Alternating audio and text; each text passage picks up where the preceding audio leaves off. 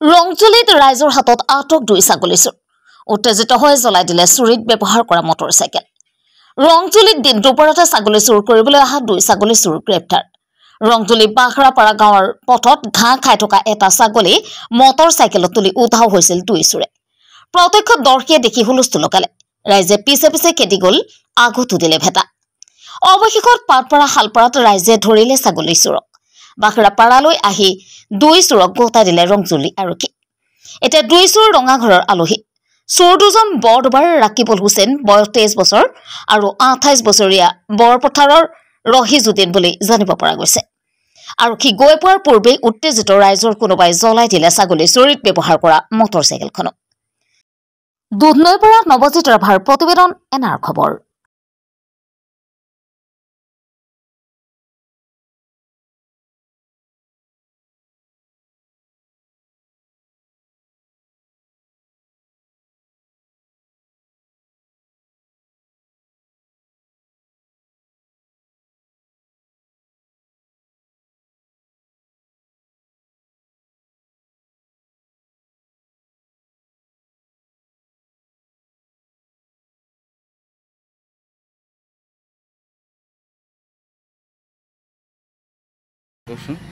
মানে আজি ৰাতিপুৱা মই ছাগল চাৰি দিছিলোঁ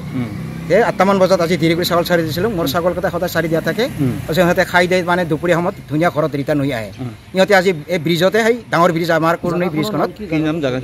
সেইখিনি বুঢ়া বুঢ়ী পাৰ্টমান বুলি কয় মানে ৰংজুলি থানাৰ অন্তৰ্গত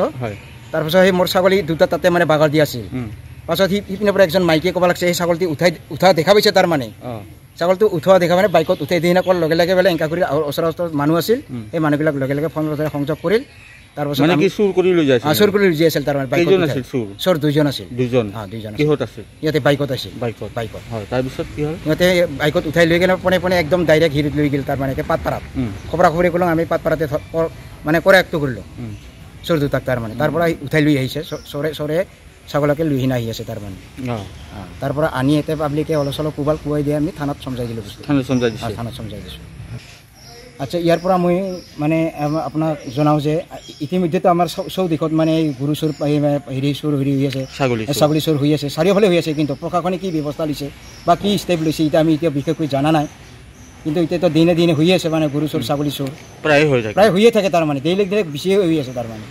আমি জানিব পৰা মতে আৰু দেখি হৈছোঁ আজি মৰে হ'ল আৰু গ্ৰাম্য অঞ্চলৰ মানুহটো আমি গ'লে গৰু ছাগলগিলা পুহিবই লাগিব আমাৰ ইয়ে মানে এটা সম্পদ তাকো চুৰ কৰি লৈ যায় তাৰ মানে আমি যদি এনেকুৱা যিকোনো বস্তু যদি আমি গৰীব মানুহবিলাক যদি আমি গ্ৰাম্য অঞ্চলৰ মানুহখিনি যদি পুহি খাব নোৱাৰোঁ বা হেৰি কৰিব নোৱাৰোঁ তেতিয়াহ'লে চৰে যদি সদায় লৈ যায় আজি গোহালিৰ পৰা গৰু চোৰ লৈ যাব লাগিছে ছাগলী চোৰ হৈ যাব লাগিছে ইয়াৰ ফালৰ পৰা চৰকাৰে কোনো এটা ষ্টেপ লোৱা নাই নেকি বা প্ৰশাসনে কি ব্যৱস্থা কৰিছে সেইটো আমি এতিয়ালৈকে বৰ্তমান জানিব পৰা নাই মানে কঠোৰ ব্যৱস্থা এটা ল'ব লাগে হাতত কিন্তু